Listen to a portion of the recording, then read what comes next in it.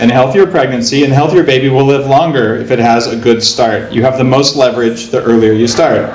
So I figured, as an anti-aging guy, that I should start before we even conceived our kids. So I applied these biohacking principles that I write about towards how do we get the healthiest possible kids with the biggest brains that their genes and the environment can provide them. And that's what the book's about. In the process of doing that, I also have about 150,000 words on the blog, and I have a day job as a vice president at a big company. So as a writer, here's some of the technologies that I use and that I think other writers ought to consider using. You may have noticed, there's electrodes on my head there. We'll talk about what biohacking is and I'll explain what's on my head. It's the idea that you can manage your nervous system using data and medical things and nutritional things. You can manage your low-level biology. This is different than quantifying the self where you might learn some conscious level things. I'm all about training and hacking the unconscious parts of your system, the automated parts that aren't working as well as they could be. Because when you change the low-level performance of a system, you can change high-level performance, the more cognitive actions, much more easily. So if you want to hack your brain, you start at the bottom of the stack, not the top, whether you're a writer or not. On my head, I have 2 electrodes. This will be the second time I've attempted to actively hack my brain while talking. The first time I did it was at a conference in Sweden. Unfortunately, I ran into a problem that will be an increasing problem for humanity, which is battery life. So I am not running a 50 hertz gamma current across my brain like I planned to be for this talk, because, well, my 9-volt battery was dead, and, well, that is what it is. So the electrodes will come off, but that's okay. I brought some other technologies to show you as we go on. It just so happens that using this is something that I really like to do. If I want to crank out really good stuff, I put myself in a gamma state for about 45 minutes doing this, and this is cerebral electrical stimulation. I'm actually running a current back and forth across my brain, and you get into a really good writing state. You generate great stuff quickly.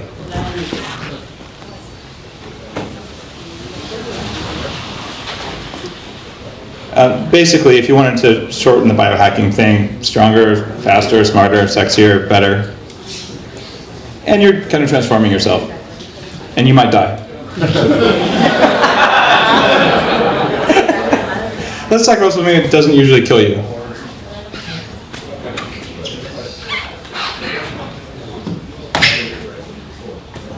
This cool device may be familiar to some of you. It's called an EmWave. It's made by the HeartMath Institute. And you use it to monitor your stress levels and to teach yourself when the spacing between your heartbeats becomes very even. That's a sign that you just kicked over from parasympathetic mode, where you're basically paying attention, writing from a good place, to stress mode.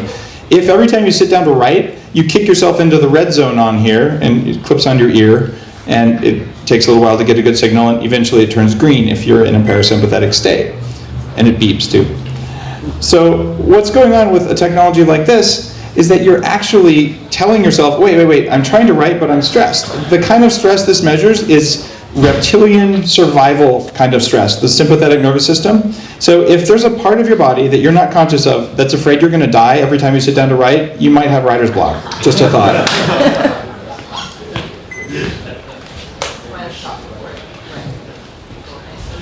There's a whole book about how that improves your golf game too, but I'm not a golfer. It turns out that your heart actually talks to your brain more so than the other way around. There's a neurological signal that happens, an electrical one. There's a hormonal signal that goes between the two. There's a mechanical signal between the two, a pulse wave. And this is, I've actually seen the numbers from the HeartMath Institute's nonprofit research side. In fact, Roland, the chief scientist over there, is going to speak at the Bulletproof conference in January about exactly this kind of stuff. So there's an EMF field around your heart shaped like a donut, and we know which way it turns. It's a torus shape, etc., etc. And there is some signaling between the brain and heart, we think, around that. So if you hack what's going on here, you're actually hacking what's going on up here, and you'll hack what's going on your keyboard.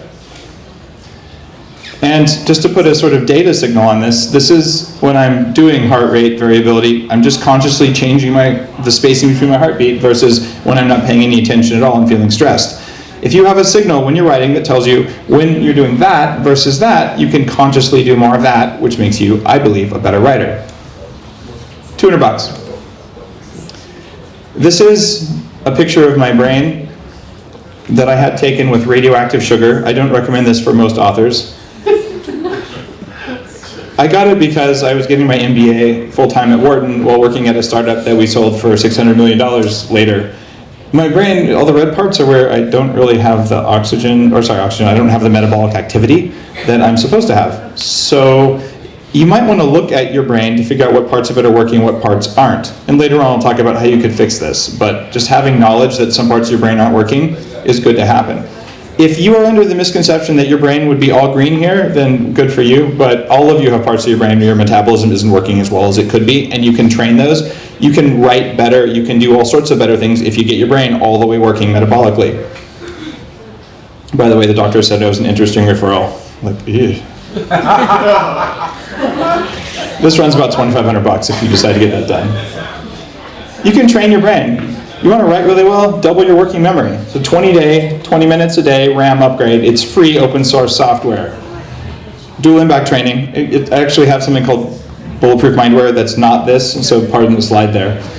This is hard work. It's frustrating. It'll piss you off, which is why it causes synaptogenesis over time. If you can remember 7 numbers when you complete this training, you can probably remember 7 numbers here and 7 numbers here, which gives you about 10 IQ points. I got 12 IQ points doing this in 20 days.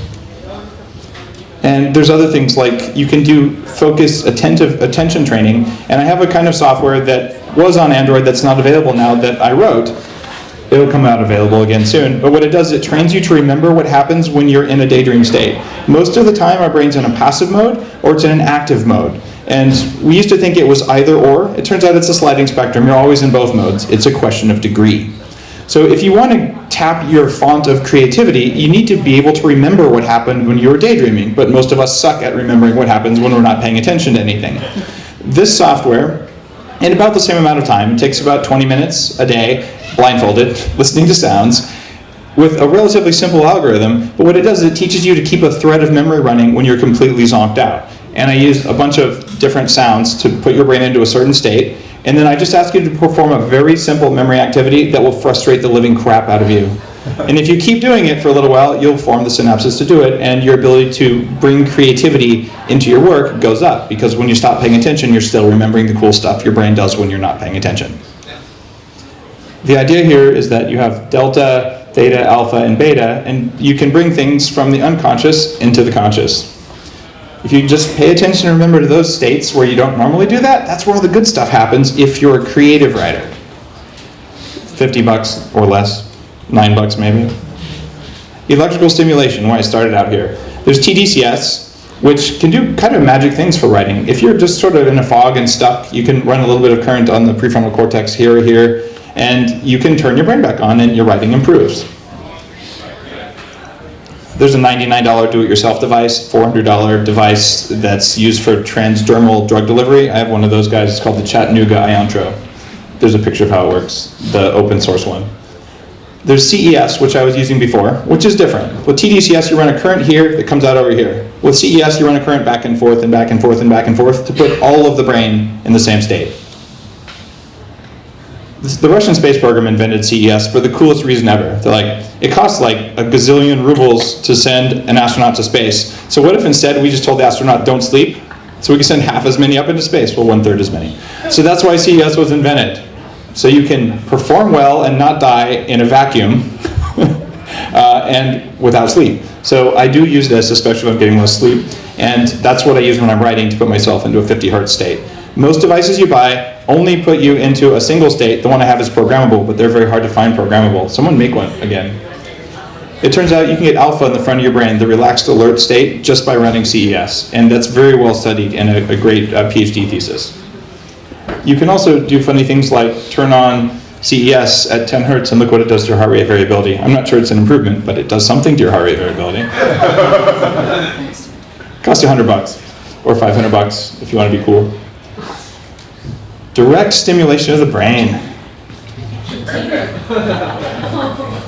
Does anyone have a drill? It turns out you can stimulate the heck out of your brain, and you can do that with infrared light. This is a device you can't buy anymore. The guy who invented it figured out the right beam width and frequency to basically push infrared light using a very powerful LED through the skull and stimulate parts of the brain. He sold it online for about a year, and he used it on himself to the point he's like, oh my God, I turned my brain back on. He went back to med school and tried to delete everything. But I have the thing, and it absolutely works. You can also reset your circadian rhythm with it in one night. It's pretty cool. By the way, you want the specs? There they are. You actually cause more blood flow to the part of your brain that you shine this on, and it increases mitochondrial function by catalyzing it. Increases cell division, and you can use a laser. This is a laser. It is a unfocused laser. It doesn't hurt your eyes because it's basically defocused. But what this does, this is an FDA-approved device after 10 years of being sold without FDA approval for arthritis, but only in the wrist. The FDA does not believe it's okay to use it for arthritis in the fingers because it hasn't been proven to work. But in the wrist, it's okay. Before that, it was only for use on racehorses, where they pioneered the work, and NFL quarterbacks. You ever see one of those guys who runs 2 weeks after a knee surgery? They're using techniques like lasers to do that. But it just so happens, if you put this thing on your brain right here, and you're feeling not so good, it wakes you up in a very noticeable, very, very peaceful way. You can also put it on the back of your brain here. So I will admit, when I'm writing things and I'm stuck, I will laser the heck out of myself. And if you're feeling nauseous from writing, it'll fix that too. About $2,500, unless you want the high power attachment, another $1,700. This guy was $20 if you want to make it yourself. Your vermis is back in your brain, you do it along the midline. Then there's neurofeedback. Neurofeedback is the heavy duty stuff. It used to be expensive, but now it's like $150. First off, you can help your brain optimize itself. What's happening there is your brain actually, it wants to optimize itself, but it's really doesn't have any nerves inside it. There's one nerve, the fifth cranial nerve, that's tied to your molars, goes into the brain. The rest of the time, the brain can see everything and smell everything all around you, but inside the brain, if you lift off your head, you can poke around and it doesn't even hurt. You break your arm, your arm has nerves in it that sense the damage and they get fixed. You whack your head, your brain won't fix itself because it doesn't know it's broken. Neurofeedback, get an electrical signal off the brain, play it back through the ears, lets the brain know where it's not working very well, and it will fill in the gaps all by itself without you doing anything. From there, you can actually learn how to control your brain, because when you get a signal, you can then consciously apply what you want to happen to your brainwaves. The only problem is, what protocols would you run? Do you want to train alpha in the front or in the back? Do you want to decrease theta, increase beta? So this is a pioneering area of neurofeedback. It's kind of cool stuff. And I've done some very heavy-duty stuff that is actually clinically shown to raise your creativity levels by 50%. And it sticks. SRI put a lot of the researchers through this program so they can have more creativity when figuring out new problems. The side effect of that is 12 IQ points when you do the expensive one. That's actually a picture of my brainwaves during the expensive one. There's not a lot of data for you to look at there. It's just that it is a data-driven thing. This is just a photo of their thing. The one that raises your IQ costs roughly $20,000. $150 open source with software and hardware you can buy online today. It's actually really good stuff. Then there's this one.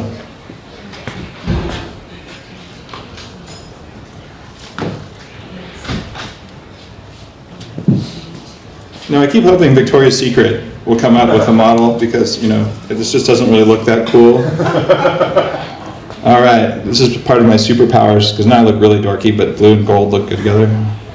Anyway, this is made by Jonathan Tuman. He's one of the pioneers in HEG feedback. So what we're doing is looking at blood flow in the front of the brain.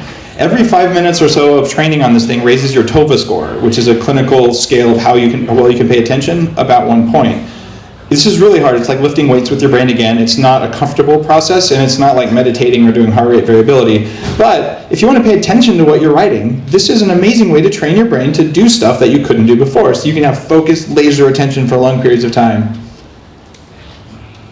Let's see. You also can start feeling where your brain works, which is kind of cool. This isn't commercially available. It'll be called the Peanut when Jonathan ships it. I can't wait. I'm really looking forward to this being available, especially for people who need to pay attention. Then there's light.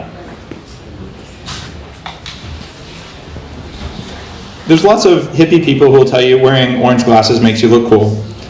But there's also a lot of work on moods and light, and I have a set of glasses at home with interchangeable lenses, and it's weird what will happen to your creative mind when you use lavender or yellow or green sorts of lenses. You wouldn't think that would make a difference, but it does. You want to stay up late and write all night? Bright lights, no amber lights. You want to write late at night but be a little calmer? Amber glasses, or just light bulbs that don't have a lot of blue spectrum. It really affects your cognitive state. And I'm going to go a little faster. We have about 2 more slides, 3 more slides. First one, for sound entrainment, you have binaural beats. Listening to a drum, it's old, shamans do this.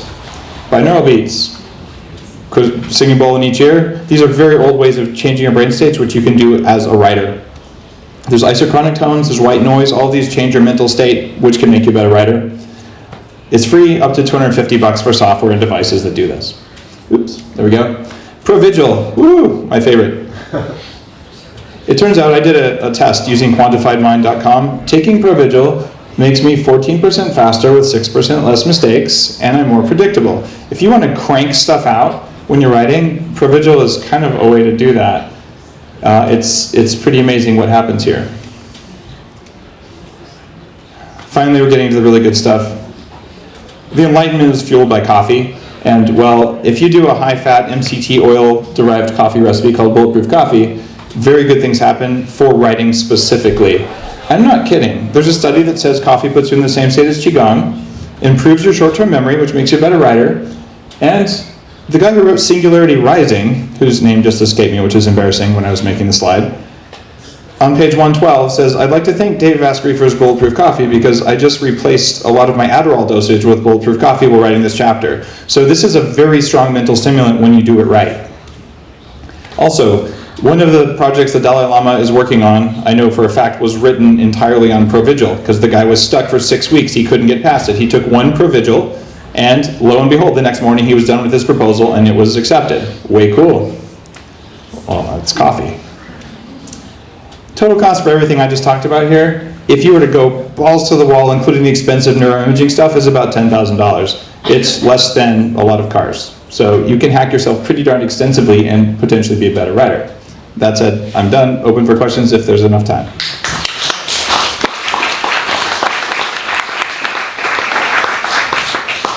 Question? Could you open a gym? Yeah, in March or April in San Francisco, I plan to open a coffee shop that has half the biohacking stuff in the back. So you'll be able to get access to these things for a gym-like fee. It'll probably be in San Francisco. Anyone want to fund me? Awesome. For the noise replications, including white noise, do they need to be through your headphones to be effective? Can they not be mixed in with other noise? And does the sound system matter a lot? Question is, does the sound system matter a lot? It actually does matter, especially if you're doing like a small frequency variance. So if you're trying to play a tone in one ear and a slightly different tone in the other ear to generate a beat across your brain, which is the way Monroe Institute and a lot of the binaural beats work. Well, if you can't reproduce the lower frequencies, which are actually stronger, that'll be a problem. So you need accurate frequency rendering. If you're using basically not too low of a bass, you can put a speaker by each side of your head. In fact, you might have seen a picture of me there with a speaker by each side of my head. When I'm using this stuff, I actually put a speaker by each side of the bed, a directional speaker, not the little ones that are meant to be non-directional, and I'm fine. But they do work better for some of these with headphones. And other sounds on top of it is usually okay, but white noise is best by itself, or with binaural beats. Through headphones? Yeah. Actually, if it's just white noise, you don't need headphones. That's the one exception. Yeah, since you're reinforcing the very positive words given to some of the cognitive enhancers, like ProVigil, I'd like to express a contrary opinion, having a fair bit of experience with that myself and having looked at the studies. I read some portion with that. I think some people can have side effects. Early on when I first took it, many years ago, I got some pretty bad itching going on, for instance. I also got tolerance to the effects. And more recent studies suggest that people with addictive personalities could become addicted to it and probably will lose the good effects and then suffer the bad effects. So there should be some portions that go along with the recommendations. There's no doubt this isn't a full, expose on ProVigil's effects. I absolutely think that the street value among addicts for ProVigil is approximately 0, which is a pretty good sign that compared to the other addictive substances like Adderall, it's in a different class. So my wife is a physician who practiced in drug and alcohol addiction for a few years, and it's not a commonly abused addictive drug. I took my dose from 400 when I started 8 years ago down to 100 and sometimes even 25 or none, with multiple periods of not using it to test for addictive effects. And it's possible some people could get addicted to almost anything, and some people do have the itching effect, which is caused by histamine, and you stop taking it there. So definitely no drug is for everyone, I would agree. But it doesn't have to be to a level of addiction, it could just be a level of abuse. There's a level of kicking ass, yeah. Yeah, I have ProVigil, and I use it when I'm traveling I Yeah. need to give talks and I need to be alert. But I have to be very careful with it because of the caffeine aspect of it, the speed aspect, which doesn't work with my body. So I have to cut it in half to even get any element of effect by it, but still there's incredible caution with it. So the assistant shouldn't be flipped. I mean, this is very serious stuff. There's no doubt about it. Anytime you take a smart drug, it's very serious stuff. But authors who use smart drugs might have more success writing, but obviously your mileage may vary. For instance, another common one, choline. A third of people have too much choline. They take more choline, they can drive themselves into chronic fatigue. That's bad. That's why some of the toxic pesticides we use are basically they kill you by inhibiting your ability to remove choline. So for a third of us, or 2/3 of us, it's great stuff. For the rest of us, we should be taking smart drugs to drive down our choline levels. So it's very individualized. You have to know your brain if you're going to do any sort of this stuff. But if you're an author who's looking for a boost, there's lots of even very low-grade smart drugs, unlike Modafinil here, that work well. But I tell you, if I wanted to write my ass off and do a book in a few days, I'd be using Bulletproof coffee and Modafinil and Paracetam and Aniracetam as my first-line drugs all the time. Can you go over your procedure for making the Bulletproof coffee? All right, brew 2 cups, 400 milliliters of coffee, add 1 to 5 tablespoons of grass-fed unsalted butter. I usually use Kerrygold because it's widely available. The silver label is the one you do. Add 1 to 2 tablespoons of MCT oil. If you put too much MCT oil in, you will poop on yourself, so don't put too much in.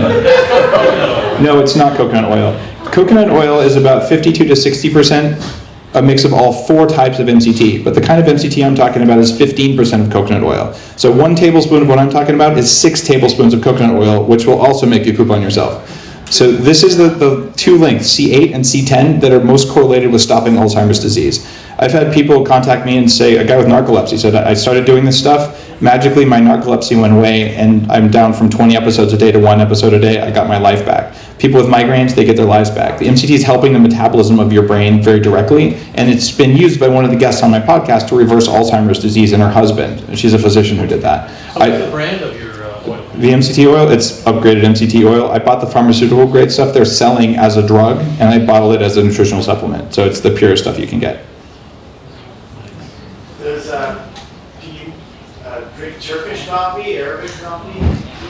Can you drink Turkish or Arabic? You can brew it however you like. However, if you want the maximum cognitive boosting effects of coffee for writing or other activities, don't use a paper filter.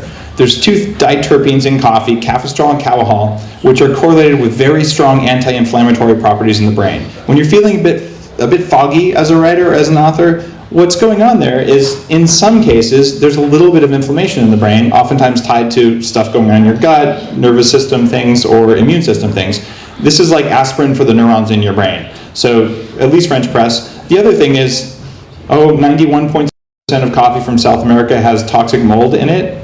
And if you're drinking coffee that is not very carefully selected using the protocol on my site, or my coffee that's tested and verified to be mold-free, you need to do that if you want maximum performance. Coffee that makes you go up and then crash, has crap in it like histamine or mycotoxins or ochratoxin A, which you don't want if you want to completely be dialed in. So that's why I recommend super good coffee, single estate, Central American, and hopefully processed like mine. I don't know how we're doing on time, but I'll answer questions all night, so someone tell me when to stop. So which of the brain techniques that you described has been basically the best bang for the time invested? The best bang for the time invested is probably the heart rate variability training. Because if you do it for 10 minutes a day for 6 weeks, you'll learn the skills. You'll learn when your reptilian brain, your brainstem, and your mammalian brain, your midbrain, are activating without you knowing it. And once you have that, like you've kind of like, wow, now I understand what's going on and I know how to turn it off. So that you get 2 skills in 10 minutes a day for 6 weeks. If you want to go a number of days involved, the 7-day, $15,000 neurofeedback course that gives you 12 IQ points and a 50% creativity boost, like relatively large amount of time, large amount of money, but the benefits were kind of big. That puts you in the level of an advanced Zen master in terms of what your brain can do. And how persistent are those effects? I can't quite hear you. Yeah, how persistent are those effects? How persistent are the effects of which one? The neurofeedback? Well, there's a study that shows they're stable 1 year later, and I haven't gone back after 2 years after I went back. They were stable, but it's hard to test your IQ every 6 months because you get really good at taking IQ tests. But overall, it appears to be stable, and certainly there's a difference that sticks. All right, we're done.